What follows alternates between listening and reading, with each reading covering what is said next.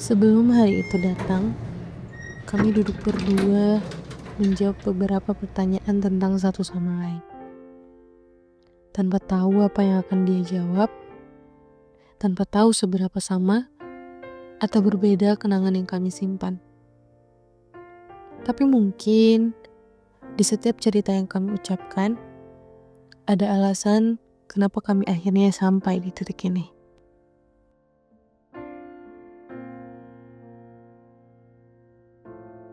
Honestly, aku suka Farhan itu dari pertama kali dia masuk kerja kantor. Dia diem, calm somehow. Dia nunjukin how to laki-laki itu gentle energy that made me curious. Dia itu kayak orangnya kayak gimana. BTW juga aku suka orang ya suka cowok yang diem tapi actionnya itu kelihatan. So itu ada di Farhan. Tapi fun fact, 3 hari setelah aku suka sama dia, Farhan jadi orang yang satu-satunya aku gak suka di kantor. Kayak aku bilang ke Mas Alif juga, Mas Alif, aku benci banget Farhan, sebenci itu. Dan aku bilang aku gak mau ngomong sama dia sama sekali. Tapi apa ya, kenapa dia kayak gitu, he was too strict, too seriously, jadi gak fun aja. Dan and our world is totally different, kayak gak match aja jatuhnya pas waktu 3 hari after itu. Funny how life works ya. Ternyata turns out the person I couldn't even stand back then is the same person I will marry now. Oh. Okay. Jadi waktu itu sempat ya saling curhat-curhatan lah masalah kehidupan. Terus cara kita ngelihat masalah sama tujuan hidup sih. Sebenarnya dari situ awalnya. Dan ternyata punya mimpi yang sama. Dari situlah sempat ya baper lah dikit-dikit. Yang bikin jatuh cinta belum sih waktu itu, belum ada. Ntar kita next selanjutnya.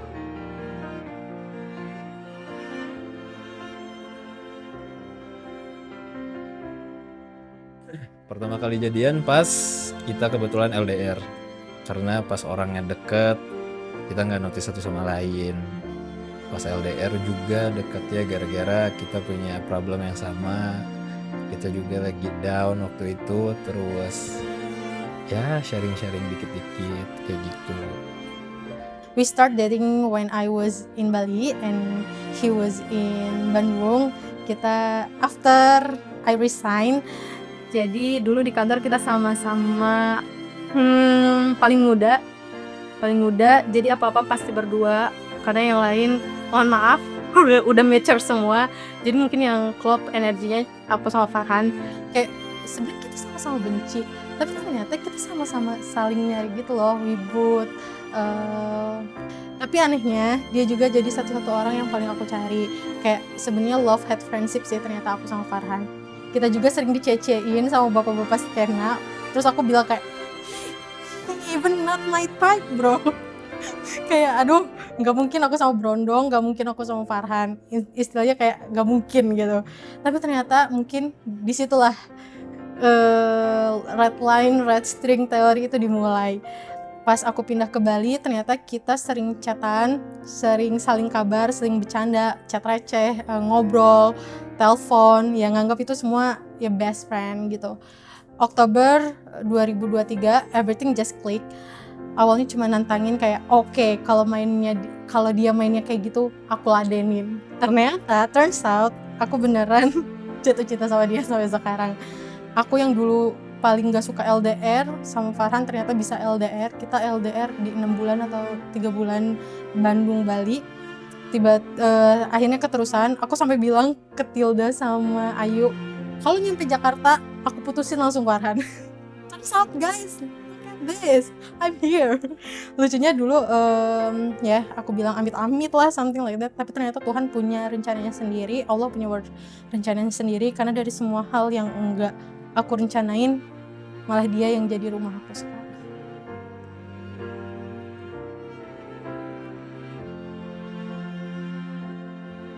Mungkin aku gak sadar kapan ternyata rasa itu ada atau rasa itu mulai berubah. It was not love at the airport pas waktu pertama kali dia jemput aku dari Bali. Enggak itu. Pas waktu itu aku cuman ngerasa dia teman aja. Tapi yang aku rasain saat itu, oh dia serius nih sama aku. Oh ternyata dia beneran nih sama aku. Aku inget banget waktu dia berdiri di depan gate nunggu sambil senyum kecil, terharu. Seiring berjalannya waktu, aku ngeliat sisi dia yang enggak berondong yang tadi aku bilang. Beda banget dari bayangan aku dulu. Kalau berondong tuh, kalau dia tuh galak atau something like that. Tapi ternyata dia gentle, tulus, penuh tanggung jawab. Yang mungkin sosok yang aku cari selama ini gitu. Dia nggak banyak ngomong, tapi setiap hal kecil yang dia lakuin somehow nunjukin kalau dia care, tapi nggak berlebihan. The way he act, the way he leads, aku ngerasa, oh ternyata ini rasanya dicintai dengan cara yang benar. It made me wanna be better too. And as time goes by, I realized something deep about it. Okay, being with him made me calm, made me pray more, made me wanna fix part of myself I used to ignore. Like Allah tuh kayak bilang, see, this is the kind of love that leads you back to me. Kayak ini loh cinta yang mungkin bisa nge-leads kamu buat lebih dekat ke aku. Karena itu doa aku dari dulu. Ya Allah, tolong deketin aku jodoh dengan orang yang bisa bikin aku lebih dekat sama Allah. And maybe then when I realize this is not just about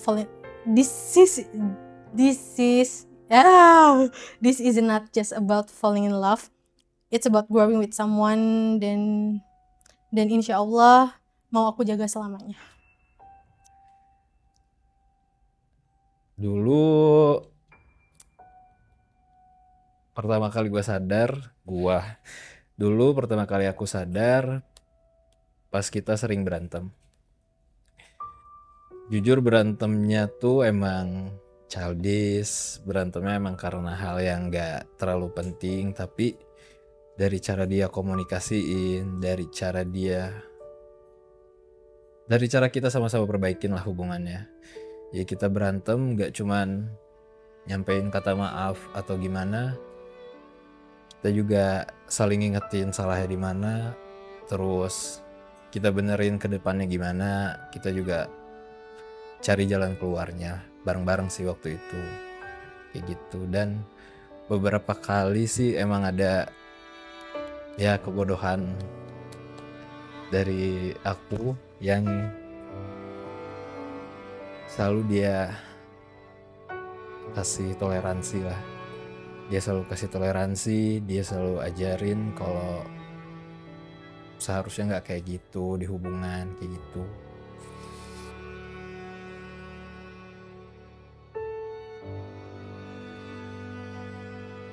Cara dia sabar juga mungkin di hubungan orang kecil, sebenarnya buat aku besar. Karena kadang aku juga gak bagus buat ngontrol emosi, aku masih belajar. Dia yang nasehatin aku cara bersikap di hubungan. Terus kita juga hobinya beda, tapi kita saling ngenalin hobi kita masing-masing. And she loves Kendrick. That's a plus point for me. Karena mungkin gak susah kali ya nyamain selera musik. Tapi pas waktu itu aku coba sharing my favorite playlist, dia ternyata nerimanya juga dengan baik. Ya mungkin itu hal kecil tapi buat aku besar. Dari cara kita komunikasiin masalah juga sebenarnya di situ sih. Aku tuh dari dulu tipe yang independen banget. Terbiasa ngurus semuanya sendiri, nggak butuh bantuan orang lain, nggak suka minta tolong, sampai kadang lupa kalau jadi kuat itu ternyata capek juga ya. Tapi sama Farhan rasanya beda. He doesn't take my independence away. Dia nggak ambil independennya aku pergi. But but somehow he makes me feel safe enough to not always being okay, be strong. Ya nggak apa-apa. Dia ngasih free itu di aku. Aku dulu suka warna hitam kan, sekarang aku suka pakai pink, pakai flower, gas. Dulu aku everything about control, tapi akhir-akhir ini kenapa aku suka warna pink, and I know it sounds simple, but kalau dilihat dari sisi psikolog, warna yang kita suka itu nyambung sama kondisi batin kita. Pink itu simbolnya kasih sayang, kelembutan, dan rasa aman. So maybe it means sejak sama Farhan, sisi feminim dan lembut dari diri aku akhirnya berani keluar, atau aku keluarin gitu. Aku bersyukur karena dia hadir bukan buat ngubah aku, tapi buat nenangin bagian diri yang dulu aku pikir aku harus selalu kuat, aku harus selalu independen. Dia ngajarin aku kalau dicintai itu gak harus kehilangan kendali, gak harus kehilangan diri sendiri, dan bergantung itu bukan lemah, tapi percaya. And I guess that's why I choose him. Because he never tried to change me. He just stay calmly, patiently until I feel safe enough to be all that I am. I'm thankful for a love that doesn't demand but holds me gentle. The kind of love that doesn't make me lose myself, but softly let me to be my home, to who I truly am.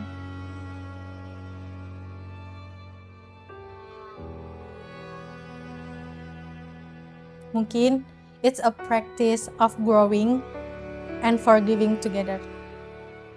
Hubungan ini kayak doa yang terus dibangun dan disempurnakan, tumbuhnya pelan, kadang bikin capek, kadang bikin senyum. Cinta gak harus sempurna, gak harus selalu 100%. Kadang Farhan 60%, aku 40%. Kadang aku yang 60%, Farhan 40%. Atau mungkin we both at 20% yang gak nyampe 100%. Tapi tetap kita harus jalan bareng, cukup jalan-jalan bareng. Aku belajar the art of forgiving. Bukan soal bener siapa salah, tapi tentang gimana dua orang ini tuh saling coba fleksibel dan tetap milih satu sama lain setiap harinya. It's not perfect, it's not total, but it's honest, and that's why makes it peaceful, meaningful, and enough for me. Satu kalimat mungkin love and war. Karena kita sering berantem, tapi berantemnya juga malah makin dekat, berantemnya malah bikin kita tambah dewasa juga. Ya karena tadi kita berantem gak cuman berantem habis itu minta maaf, tapi kita cari jalan keluar. Itu sih, itu yang paling aku hargain di hubungan ini.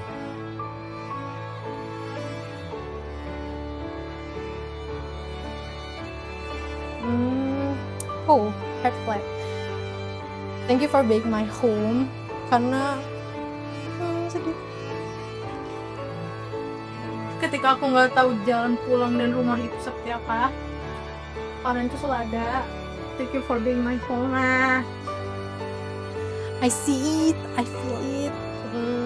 Every little things you do means more than you realize gitu.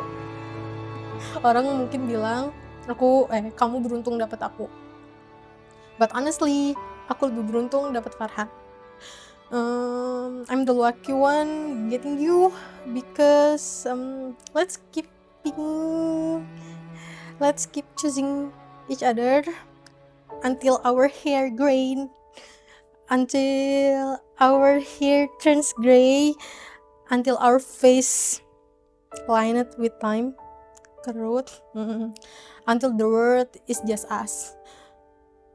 Mungkin satu-satunya yang aku suka juga dari dia itu kita selalu interaksi, curhat dan lain-lain.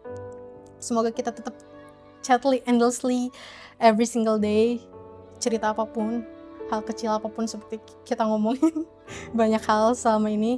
Jangan pernah bosan ngomong sama aku, karena di antara semua hal yang aku syukurin, you always be the only place I call home. Perasaan aku saat ini jujur deg-degan. Deg-degan apa bisa ngasih harapan yang dia harap-harapkan, apa bisa bertanggung jawab ke depannya, apa bisa nyelesain masalah kayak biasanya. Tapi yang harus dia tahu sih, aku bersyukur banget. Pertama itu.